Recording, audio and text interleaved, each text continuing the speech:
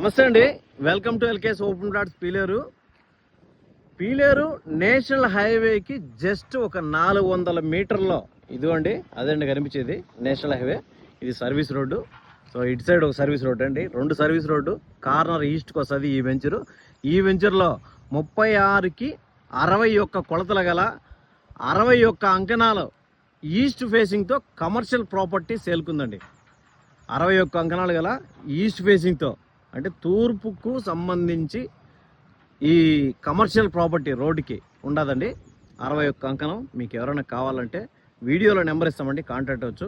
So చూస్తాను కదా, ఇది ఒక సర్వీస్ రోడ్డు, జస్ట్ 400 మీటర్లో నేషనల్ హైవే ఉందండి. ఇది వచ్చి రోడ్డు.